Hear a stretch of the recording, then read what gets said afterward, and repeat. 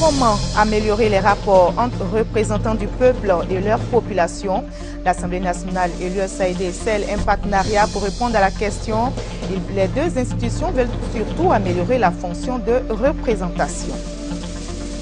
Le commissaire du gouvernement, Ange Kessi Kwame, était récemment face à la presse. Il a fait le point des activités du tribunal militaire, la lutte contre l'impunité. Le procureur militaire s'est aussi prononcé sur l'ouverture des procès liés à la crise post-électorale. Le président de la République, Alassane Ouattara, sera en visite d'État dans le Ifou du 13 au 17 septembre prochain. Les populations de Daoukro se préparent pour l'accueillir. L'une des grandes préoccupations de la jeunesse de Daoukro reste l'emploi. Hors de la Côte d'Ivoire, au Nigeria, la secte Boko Haram continue de faire parler d'elle. Les terroristes se sont emparés d'une ville dans le nord du pays. Alors, pour faire face à ces attaques répétées, le Cameroun a mis en place un plan sécuritaire. Bonsoir à tous, bienvenue dans le 20h sur RTI 1. Ajouté au sommaire de cette édition, la page culture. Notre invité est Beira Eimak, auteur de l'œuvre Le Conflit. Ce roman de 214 pages retrace l'histoire d'un jeune intellectuel vivant en Europe et appelé à diriger le royaume de Nagoda. Mais réussira-t-il sa mission? Notre invité a la réponse et nous échangerons avec lui dans quelques instants. En attendant, intéressons-nous à cette préoccupation du Parlement ivoirien et de l'USAID, une institution des Nations Unies. Comment améliorer les rapports entre représentants du peuple et leur population? Les deux institutions veulent améliorer la fonction de représentation, mais comment y arriver? Elles ont décidé de travailler ensemble et surtout, elles sont partenaires, nous dit Léon Pro. Sont bien appliqués sur le terrain. Vous les députés là? Oui. C'est vous qui regardez ce que les textes font. Sketch pour mettre en lumière la sourde oreille du député face aux attentes de ses mandataires. Pour des populations, cette situation va au-delà même de la simple mise en scène. Vraiment, les députés, vraiment, ils ne sortent pas pour mieux comprendre les problèmes de la population. Côté élu, cette dénonciation n'est pas inconnue. Elle procède toutefois de la mauvaise appréciation de la fonction de député. Le député est un intermédiaire entre la population et l'Assemblée nationale et l'exécutif. Très souvent, ce n'est pas compris. Le député est plutôt vu comme un assistant social, alors que ce n'est pas sa fonction, il n'a pas un budget. Dans tous les cas, l'USAID estime que le parlementaire et ses électeurs n'ont pas intérêt à vivre à couteau tiré. L'organisation propose une plateforme tripartite où siègent les élus, leurs mandataires et l'administration pour un travail collaboratif autour de la question de la qualité des services publics. Ils seront également traités toutes propositions émanant du peuple ou du Parlement. Objectif, améliorer l'interaction entre députés et population. Ce projet sera expérimenté dans 24 circonscriptions électorales. C'est un volet du programme d'appui de l'USAID à l'Assemblée nationale, mis en œuvre par le SUNY CID, State University of New York, Center for International Development. Le commissaire du gouvernement, Ange Kessi Kwame, était récemment face à la presse. Il a fait le point des activités du tribunal militaire, la lutte contre l'impunité, les violations des droits de l'homme. Le procureur militaire s'est aussi prononcé sur l'ouverture des procès liés à la crise post-électorale. On fait le point avec Abou Sanogo. Au centre des échanges, la lutte contre l'impunité et les violations graves des droits de l'homme. La lutte contre le racket, les événements de la crise post-électorale, la formation et la sensibilisation des forces de l'ordre. En ce qui concerne les événements post-crise, le commissaire du gouvernement, le colonel Ange Kessi Kwame, a indiqué que le tribunal militaire n'a pas limité l'enquête aux seules tueries des femmes d'Abobo, mais de tous les massacres pendant cette période, quels qu'en soient les auteurs. La lutte contre le racket se poursuit, a-t-il ajouté. Dites aux victimes de venir se présenter dans les cas des rackets, qu'ils viennent se présenter, témoigner, déclarer, pour que le parquet consolide son accusation. Autre sujet évoqué, l'assassinat du commissaire de police Alain Amani Kouadio par le caporal Ladji Touré. Reconnu coupable d'enlèvement, de séquestration subie de meurtre, il a été condamné à une peine de prison à perpétuité et radié des forces républicaines de Côte d'Ivoire. Il s'agit pour le tribunal militaire et surtout pour le parquet militaire d'une sévère mise en garde à tous ceux qui violent allègrement les droits humains et se croient au-dessus des lois. C'est aussi un avertissement et une mise au point également pour dire qu'il n'y a pas de justice à deux vitesses, Parce qu'il n'y a qu'une seule justice en Côte d'Ivoire et elle s'applique à tous. Par ailleurs, le colonel Ange Kessi a averti qu'en dehors des 33 barrages autorisés, aucun autre barrage ne doit exister, quel que soit le motif. Ils ont quitté le lieu, mais se font remplacer par les gens de la mairie. Je dis dans cette réquisition que si vous arrivez que des éléments de la mairie occupent des anciens lieux qui servaient des barrages, vous les chassez. Les barrages autorisés, il y en a 33. Et en dehors de ces barrages, tous ceux qui vont s'installer à un barrage seront poursuivis. Le procureur militaire a appelé les forces de l'ordre à l'esprit civique et à l'observation stricte des règles morales prônées par l'éthique militaire. Autre information, l'ouverture en octobre prochain des procès des officiers Jean-Noël Abbaye, Sekayapo Anselme, Gouanou Alphonse et Blekwassi. Le secrétaire général de l'UDPCI, Union pour la démocratie et la paix en Côte d'Ivoire, mobilise sa base autour de la candidature unique du président Alassane Ouattara en 2015. Les responsables des structures de base ont fait le déplacement ce samedi à la Bibliothèque nationale pour cette rencontre avec le secrétaire général de l'UDPCI, Ahmed Traoré Abou Sanogo. Nous avons été les premiers à demander le consensus autour de la candidature du président Alassane Ouattara pour l'élection présidentielle de 2015. Ces propos sont du secrétaire général de l'UDPCI, l'Union pour la démocratie et la paix en Côte d'Ivoire. Pour joindre l'acte à la parole, Laurent Tchagba a pris l'initiative d'aller sensibiliser la base de son parti. En tant que secrétaire général, ma mission est de sillonner la Côte d'Ivoire et l'extérieur pour qu'en 2015, l'UDPCI puisse participer significativement à la réélection du président Alassane Ouattara. Selon le secrétaire général de l'UDPCI, les militants du parti avec à leur tête les responsables des structures de base sont d'avis avec cette logique. Cette décision est déjà acceptée par les militants de l'UDPCI puisque le congrès qui s'est tenu à Yamoussoukro comprenait la crème du parti. C'est la mission de l'UDPCI, c'est la mission du secrétaire général de mettre en œuvre les décisions du congrès. La prochaine étape de la tournée de sensibilisation du secrétaire général de l'UDPCI est prévue pour la région de San Pedro. Mobilisons-nous pour le contrat contre la toxicomanie. C'est l'appel du Lions Club International District et la Croix-Bleue de Côte d'Ivoire. Ils viennent d'organiser justement une journée de sensibilisation sur les conséquences néfastes de la toxicomanie. Le reportage d'Hervé Boué est commenté pour vous par Grace Kanto. Seydou Diaby, jeune Ivoirien parti à l'aventure, est devenu toxicomane. Aujourd'hui, grâce à la prise en charge de la Croix-Bleue, il renaît. Avec le sang-froid, il ne pouvait pas. Donc c'est les surmontants, les stupéfiants qu'il fallait toucher pour pouvoir avoir le courage. Je ne sais plus ce que tu fais, j'étais rejeté par tout le monde. Dès que je suis rentré à la Croix-Bleue, on m'a apporté vraiment l'affection, l'amour. Donc ça m'a encore donné le courage de moi-même de dire que bon voilà, il faut que j'arrête pour faire plaisir à ceux même aujourd'hui qui ne me connaissent pas, qui m'ont pris comme un membre de la famille. Mais vraiment c'était bien quoi. Dieu merci, aujourd'hui je me suis marié, j'ai une excellente petite fille. En organisant cette journée de lutte contre la toxicomanie, le Lions Club veut informer, sensibiliser sur les effets néfastes de ces fléaux. Cette journée a également pour objectif de faire du centre d'accueil de la Croix-Bleue de Côte d'Ivoire un centre de référence dans la sous-région. Parce que déjà depuis de nombreuses années, le Lions Club accompagne la Croix-Bleue à se développer. On essaye maintenant de les aider à remonter ce centre, à en faire un centre de référence. Ça va prendre bien évidemment pas mal de temps, beaucoup d'énergie, beaucoup de volonté. Le centre d'accueil de la Côte d'Ivoire est, avec le centre au Lesotho, les deux centres qui existent en Afrique. Les besoins vont commencer déjà de façon formelle sur le fait qu'en Côte d'Ivoire, il n'y a pas un cadre législatif adéquat pour la prise en charge des questions d'addictologie. Deuxièmement, en termes de personnel, nous sommes insuffisants, en plus de ceux qui sont des problèmes structurels, c'est-à-dire la vétusté du centre. Le Lions Club International a pour mission, entre autres, d'œuvrer à l'amélioration du bien-être des personnes déshéritées. La Fédération des praticiens de santé et des naturothérapeutes de Côte d'Ivoire vient d'achever son forum. C'est le 3e séminaire national de formation. Les praticiens et les naturothérapeutes veulent renforcer leurs capacités, mieux s'organiser, surtout pour le bon fonctionnement de la médecine traditionnelle. Les explications avec Salima Tadia et Léon Pro. Yopougon, quartier Kenya, nous sommes au cabinet du praticien Bini Abou.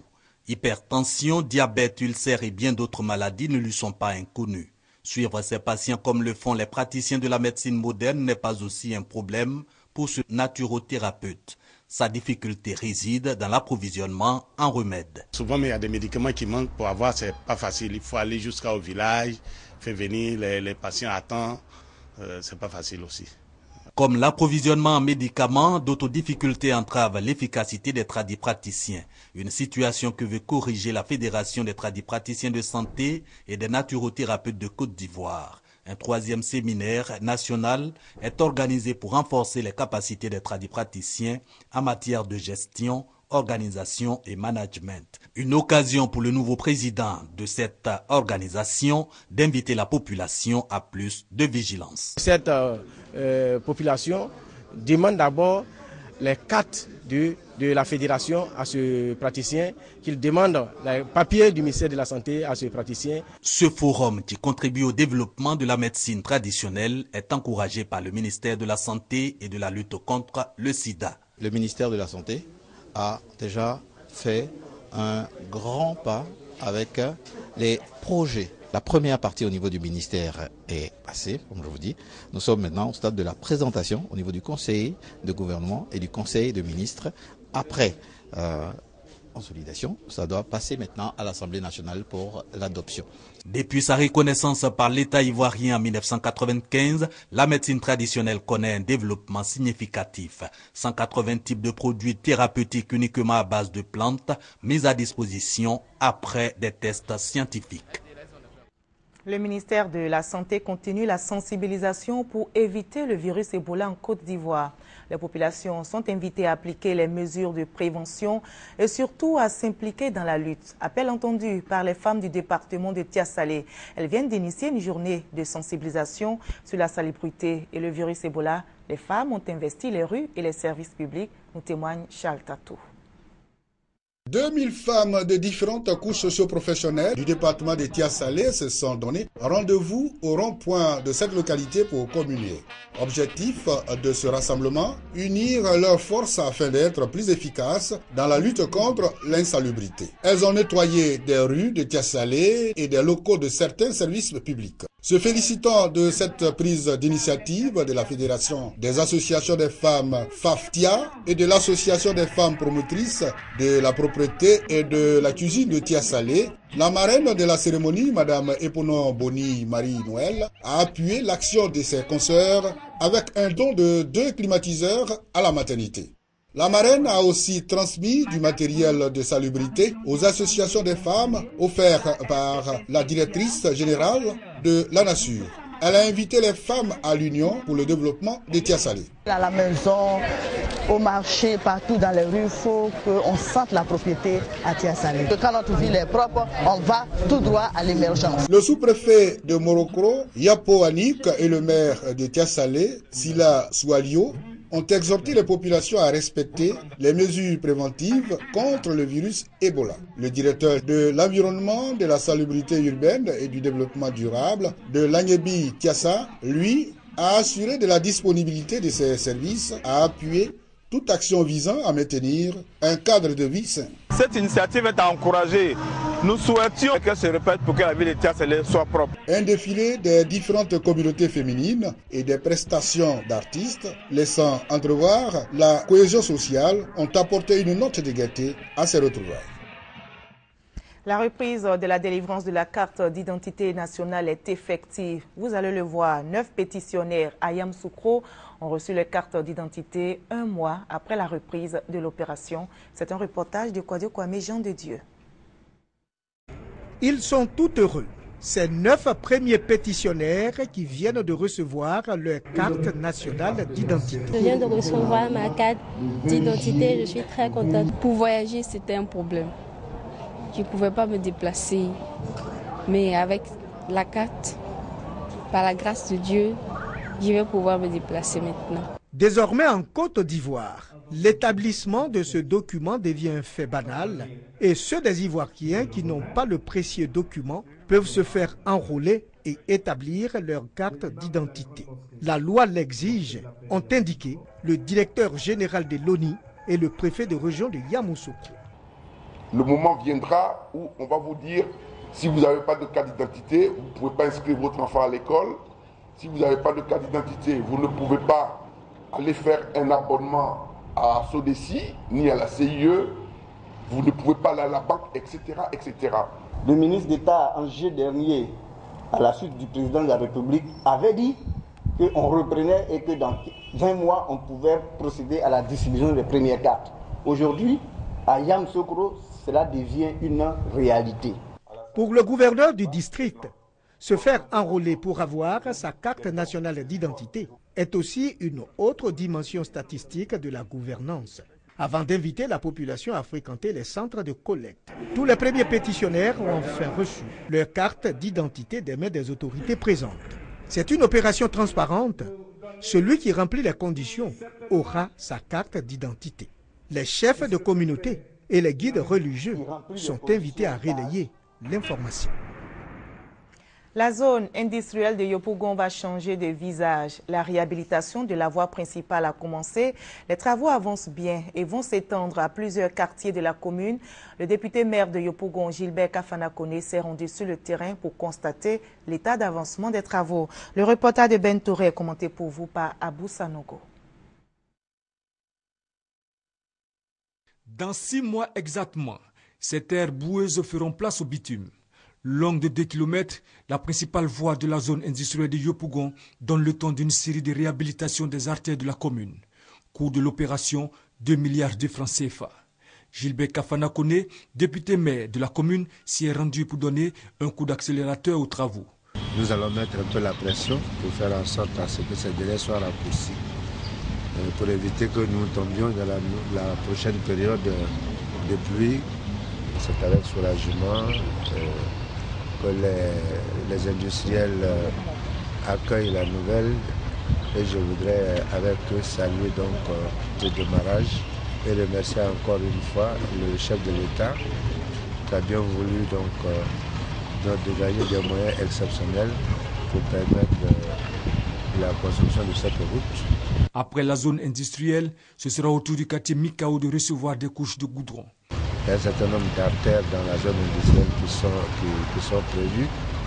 Et il y a également dans les autres quartiers, je voudrais rassurer donc les populations de Yopougon que dans 2 ou 3 semaines, pratiquement la commune sera en chantier. 7 milliards 500 millions de francs CFA, c'est le montant alloué à la seule commune de Yopougon pour la réhabilitation de toutes ces artères. Les travaux s'inscrivent dans le cadre du programme présidentiel d'urgence PPU. Intéressons-nous à présent à ce phénomène qui prend de l'ampleur à Abidjan, après Bouaké, Daloa et Korogo. Il s'agit des motos.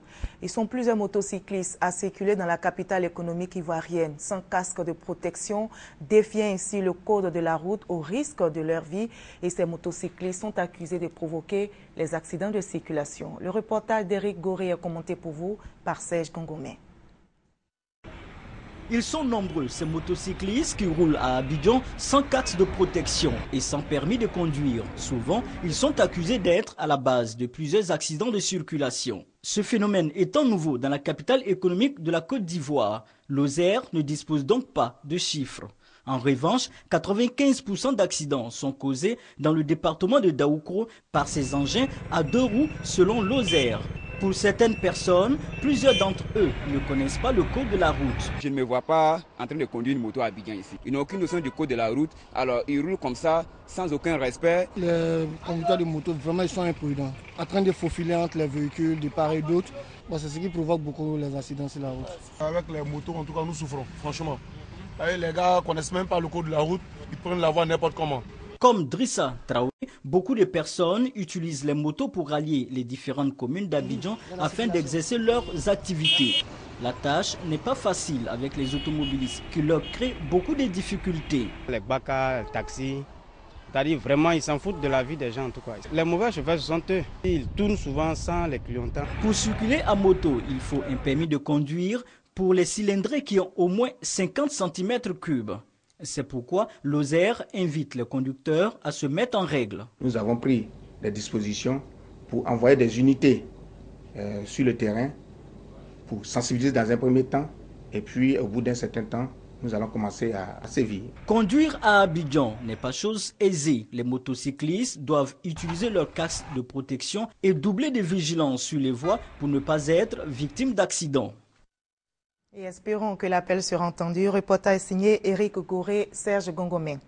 Le président de la République sera en visite d'État dans le IFU du 13 au 17 septembre prochain. Les populations des 3 départements qui composent cette région s'activent pour accueillir le chef de l'État. Les populations de Pricro sont impatientes de recevoir le président de la République et lui présenter leurs doléances. Elles aspirent au développement de leur localité, nous dit Victorien Nkwa.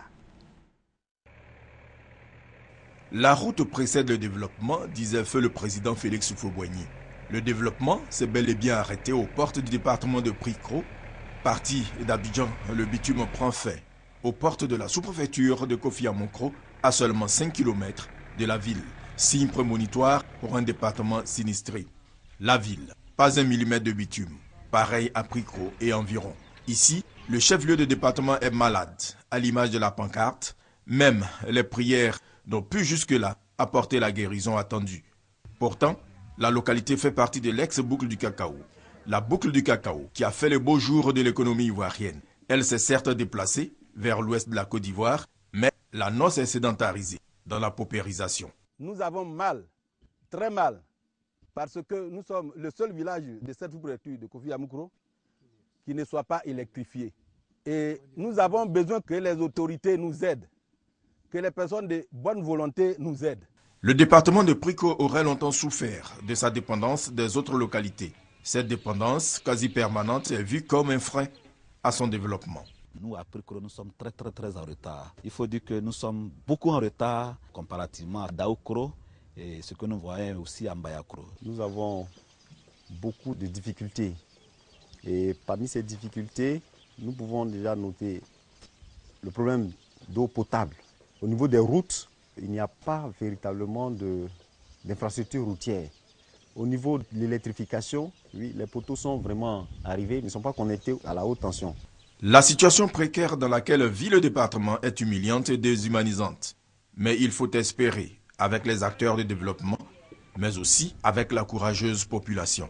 Ma position aujourd'hui, être cadre m'a beaucoup facilité les choses. J'ai été intronisé en 2000. Il y avait la famine dans tout la Nord. Et nous avons entrepris plusieurs projets agricoles, notamment la création d'une plantation de bananes, 100 hectares, avec les femmes. Ensuite, nous avons fait environ 50 hectares d'igname, toujours avec les femmes. Et cela nous a permis de donner environ 6 000 rejets de bananes dans tout le département de Pricro. Donc aujourd'hui, si vous allez sur le marché de Pricro, que vous trouvez un régime de bananes, eh bien c'est de ce projet-là. Pricro, Kofi Amonkro, Nafana et autres, seraient-ils des oubliés du développement? Daoukro se prépare aussi à accueillir le président de la République. Les travaux sont en cours, mais l'une des grandes préoccupations de la jeunesse de Daoukro reste l'emploi. Dans tous les milieux jeunes de Daoukro, on entend dire que la visite du président de la République dans la région de l'Ifou est pour la jeunesse locale porteuse de tous les espoirs. Dans cette ville où les jeunes constituent une frange importante de la population, la question de leur emploi et de leur insertion dans le tissu socio-économique se pose avec acuité. Avec la présence dans la région des entreprises en charge de l'exécution des travaux précédant cette visite, ils avaient espéré quelques boulots à exécuter, mais des illusions. Il a été demandé aux jeunes de s'inscrire au niveau des sociétés pour avoir quelque chose à faire. Ça, c'est pour permettre de réduire le taux du chômage et permettre à la jeunesse d'avoir un peu à manger. Nous ne constatons seulement que 2 jeunes de Daoukro qui travaillent au niveau de ces sociétés. Nous nous posons la question, qu'est-ce que les autorités ont-ils faire pour que cette situation arrive? À Daoukro, les jeunes ne cachent pas leur amertume, très remontée contre les entreprises qu'ils accusent de ruiner leurs espoirs. Mais implicitement, c'est surtout la nouvelle équipe municipale qui est indexée. Les entreprises qui ont pris contact avec nous nous ont demandé de les aider à s'installer, à trouver un endroit pour abriter leur machinerie et autres. La mairie s'est opposée à ce sens-là, à leur donner satisfaction. Ceux qui voulaient recruter du personnel sur place, c'est ce que nous leur avons demandé. Mais ceux qui en avaient la capacité en ont recruté. Il y a des jeunes de Daoukro qui travaillent dans ces sociétés-là. Mais là, nous avons que voulait aussi le maire d'en imposer là, dehors de leurs besoins. La jeunesse de Daoukro passe pour une frange veule et apathique. Seul son comportement au quotidien et ses rapports avec les 4 élus locaux pourront changer cette image. Mais à Daoukro, la question que tout le monde se pose est: veulent-ils ces jeunes être vraiment les acteurs de leur propre réalisation? Voilà, c'était un reportage d'Eugène Atoubé. Retenez que le président de la République sera en visite d'État dans le IFU du 13 au 17 septembre prochain. L'Association des femmes musulmanes de Côte d'Ivoire, AFMCI, a organisé ce matin à la Grande Mosquée de la Riviera Golfe son 2e congrès ordinaire. Thème de ce congrès, femmes musulmanes de Côte d'Ivoire, actrices de l'émergence à l'horizon 2020. Kone Pagassoro, Abou Sanogo pour nous expliquer. Femmes musulmanes de Côte d'Ivoire, actrices de l'émergence à l'horizon 2020. Thème du 2e congrès ordinaire de l'Association des femmes musulmanes de Côte d'Ivoire, AFMCI, qui s'est tenu à la Grande Mosquée de la Riviera Golfe. Au cours de ce congrès, les organisateurs ont exhorté les femmes musulmanes à jouer leur partition dans la mise en œuvre de la politique de développement du président de la République, Alassane Ouattara. L'émergence, nous pouvons dire, est le cheval de bataille du président de la République et nous ne voulons pas rester en reste. C'est pour ça que toutes nos sœurs doivent venir autour de la nouvelle présidente, l'entourer, l'aider, apporter l'expérience, l'aider dans le travail islamique. Occasion pour les congressistes d'investir la nouvelle présidente de l'association, Aïssata Kone, qui a invité les membres de la dite association à l'union, au rassemblement et à la solidarité. Le 2e congrès de l'Association des femmes musulmanes de Côte d'Ivoire a bénéficié du soutien du président du COSIM, le cheikh Aïma Bouakari Fofana. Le prix Éléphant d'Or est un concept de l'Organisation panafricaine de la jeunesse francophone. L'organisation vient de primer 20 Ivoiriens pour leur abnégation au travail. Le reportage est signé Serge Gongomé. Au nombre d'une vingtaine, ces Ivoiriens qui, par leur courage et initiative, contribuent régulièrement au progrès et au développement en Côte d'Ivoire, ont reçu chacun le super prix Éléphant d'Or 2014 au cours de cette 6e édition du prix Éléphant d'Or. Ils sont ainsi honorés par l'ONG OPAGEF, l'Organisation panafricaine de la jeunesse francophone, pour les efforts supplémentaires consentis dans les domaines de l'agriculture, de la gestion de vie en communauté, des innovations sportives et de la formation de base. Outre la reconnaissance de mérite, le prix Éléphant d'Or a également pour objectif d'inculquer à la jeunesse les valeurs du travail bien fait et du mérite. Le prix s'adresse à toutes les couches socio-professionnelles. Nous célébrons les valeurs ivoiriennes. Au niveau de la formation de base, la ministre Kandia Camara est distinguée pour avoir réussi à rehausser le taux de réussite scolaire de 20 à 80%. Elle est élevée par l'OPAGEF au rang de commandeur de l'Ordre africain de la valeur. Dans le domaine sportif, et plus précisément celui du Maracana, c'est le commissaire Bleu Chalmagne qui est honoré. Et en ce qui concerne le domaine agricole et des coopératives, c'est la présidente des femmes de la coopérative d'Atiéké de Kassamblé, un village du district d'Abidjan, qui remporte le super prix Éléphant d'Or 2014. Notre ministre a été honoré à double titre. D'abord, les enfants ont travaillé. Les résultats sont meilleurs. Notre mot, c'est d'encourager les enseignants, de demander aux enfants de continuer à travailler. D'abord, c'est un sentiment de gratitude qu'au nom donc de tous les récipiendaires, je voulais exprimer, n'est-ce pas, aux organisateurs, mais également aux gouvernants de ce pays qui permettent donc aux populations de vaquer aisément, n'est-ce pas, à leurs occupations. Oui, nous sommes mis en coopérative pour faire de la tchéké émergent. L'OPAGEF veut inviter les Ivoiriens à s'accepter mutuellement malgré les divergences politiques. Et pour atteindre cet objectif, l'ONG a pour projet un code de bonne conduite intitulé « Règles d'or du vivre ensemble » du président Alassane Ouattara. La secte Boko Haram continue de faire parler d'elle au Nigeria. Les terroristes se sont emparés d'une ville dans le nord du pays après avoir pris 2 localités dans l'état de Borno. Face à ces attaques répétées de Boko Haram dans l'extrême nord, le Cameroun a mis en place un plan sécuritaire pour préserver son territoire. Flèches empoisonnées, vieilles pétoires bricolées, mais aussi des fusils d'assaut. La moisson est bonne. De quoi satisfaire le gouverneur de l'extrême nord du Cameroun en visite officielle. Ces armes lui sont présentées avec fierté.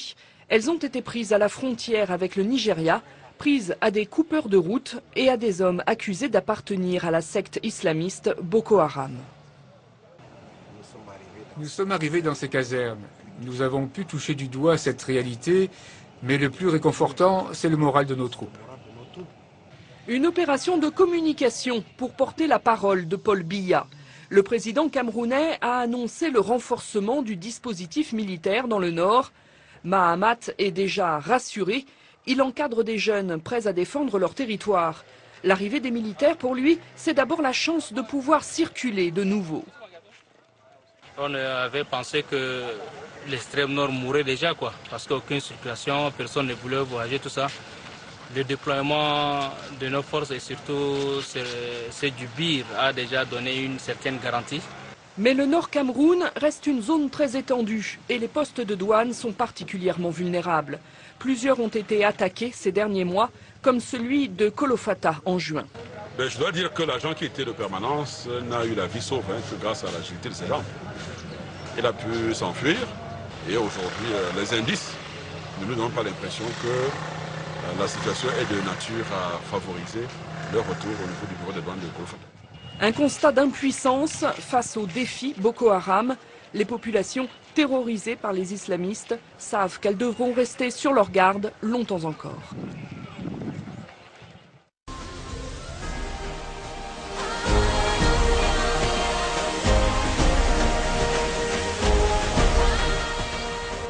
Bienvenue à la page culture de ce samedi 23 août. Notre invité est Beira Eimak, auteur de l'œuvre Le Conflit. Ce roman de 214 pages retrace l'histoire d'un jeune intellectuel vivant en Europe et appelé à diriger le royaume de Nagoda au décès de son oncle maternel. Mais réussira-t-il sa mission? L'auteur Beira Eimak, dans cette deuxième production littéraire, met en lumière plusieurs sujets, notamment le conflit foncier, la gestion du pouvoir. Bonsoir, Monsieur Beira. Bonsoir, Madame. Alors, vous êtes enseignant de droit et avocat à la Cour. Et vous intitulez votre ouvrage, le deuxième roman d'ailleurs, Le Conflit. Est-ce à dessein? Disons que c'est le thème qui m'a conduit à choisir donc l'intitulé Le Conflit. Parce qu'effectivement, il y a des oppositions entre des personnes sur des problèmes qui se posent. Dans ce roman, bien sûr. Absolument, d'où l'idée de conflit que vous avez devant vous. Alors, nous allons en parler tout à l'heure. Mais je l'ai dit tantôt, avocat à la Cour, enseignant de droit. Est-ce que vous pouvez nous donner une définition même du conflit de façon générale? Il y a conflit entre des personnes, deux ou plusieurs personnes, lorsqu'elles n'arrivent pas à s'accorder sur des droits revendiqués par l'une ou l'autre, ou alors sur des obligations devant être assumées par l'une ou l'autre. De ce moment-là, comme il y a des accords, à ce moment-là, le conflit naît et il faut donc le résoudre. Et il y a des conflits, plusieurs cas de conflits développés dans ce roman. Nous allons jeter un regard dans ce roman, suivant d'abord ce résumé de nos reporters, et puis nous allons discuter. D'accord. Le conflit foncier, pierre angulaire du roman Le Conflit de l'avocat écrivain Eimak Beira. Dans un pays imaginaire, mais qui a des similitudes avec son pays, la Côte d'Ivoire, l'avocat et écrivain rappelle la question du foncier qui divise population autochtone et allogène. En 218 pages, cet enseignant de droit entend exorciser à travers son roman tous les conflits et partant appeler à la sagesse des hommes dans la résolution de celle-ci. Dans cette œuvre, plusieurs thèmes s'entremêlent pour en ressortir sa particularité. C'est entre autres le conflit des générations et des civilisations incarné par le roi Bafaï Ier, jeune homme de 26 ans intronisé roi après des études en Europe et un diplôme d'ingénieur agronome. Voulant révolutionner la royauté par des réformes, il va se heurter au mur de résistance constitué par les anciens. En 17 chapitres, Eimak Beira va mettre en exergue le règne sans repos du jeune roi, qui aura à faire face à la tradition, aux us et coutumes et aux difficultés de cohabitation entre ces deux communautés, les Nagodais et les Moussaïs, situation qui l'obligera à se séparer de toutes ses croyances et même de ses parents pour aboutir à un apaisement. Et justement, plusieurs conflits. Nous, on va s'intéresser à deux conflits, le conflit générationnel, le conflit foncier. Bon, on va aller à l'origine. Pourquoi ces conflits sont nés? Il s'agit donc du roi de Nagoda, Baffaye ou bien Bafé premier, quel est le thème exact? Bafé premier. Bafé premier, voilà.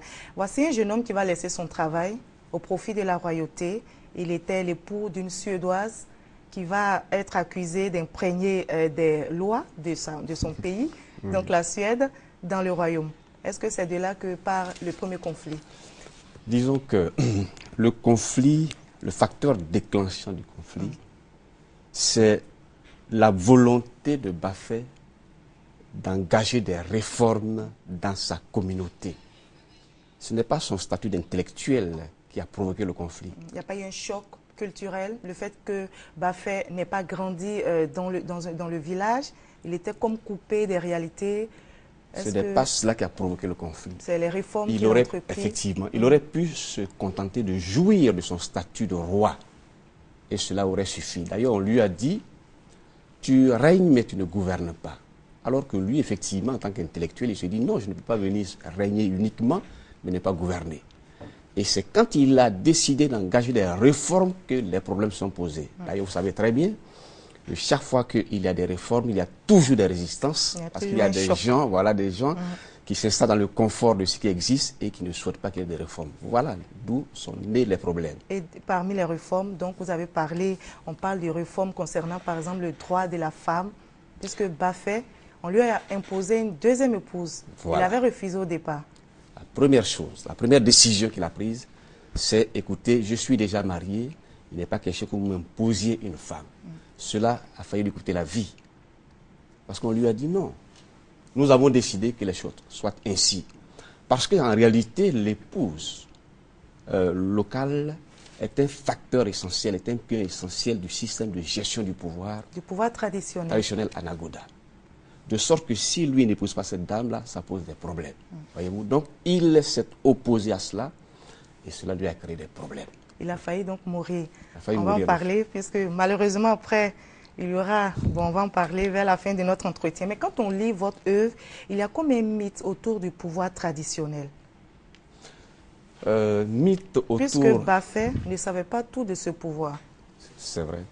Il y a un mythe autour d'ailleurs de tous les pouvoirs. Voyez-vous? Quand vous parlez de tous les pouvoirs... De tous les pouvoirs aussi modernes que traditionnels. Lui, Bafé premier. Il a le droit de vie et de mort sur ses compatriotes. On a le sentiment que ce faisant, il n'y a aucune limite à ses pouvoirs, alors qu'en réalité, il y a une limite. Mais lui ne sait pas. C'est pour éviter qu'il exerce un pouvoir totalitaire qu'on a dissimulé cela. Il est très limité.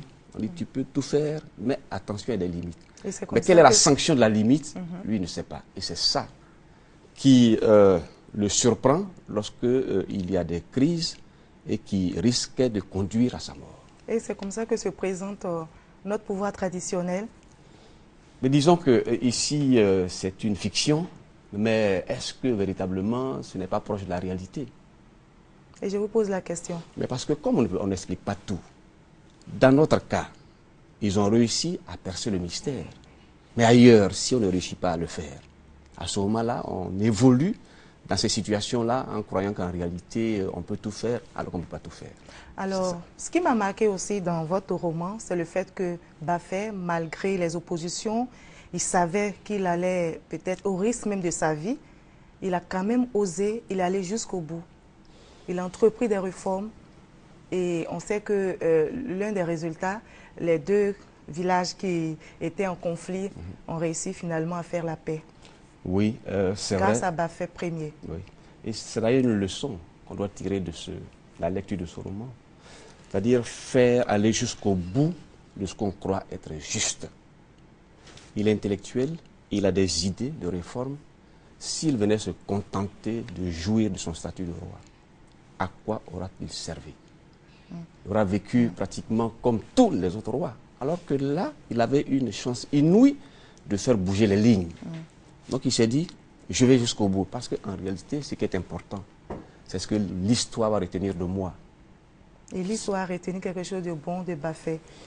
Mais parce que lorsque vous lisez le roman, vous verrez qu'à la fin, le discours de celle qui avait été promise comme épouse, il dit voilà, il a marqué de son empreinte non seulement la localité, mais tout le pays au travers donc de son courage et des réformes qui sont imposées non seulement dans sa localité, mais dans tout l'État. Merci beaucoup, M. Beira. Malheureusement, le temps qui nous est imparti est arrivé à son terme. Nous aurons l'occasion de feuilleter ensemble ce roman et d'en parler largement. C'est vous que je Merci remercie. en tout cas d'avoir répondu à nos questions. Merci également à vous de nous avoir suivis. On se retrouve très bientôt pour d'autres informations sur RTI1. Bonne soirée à vous.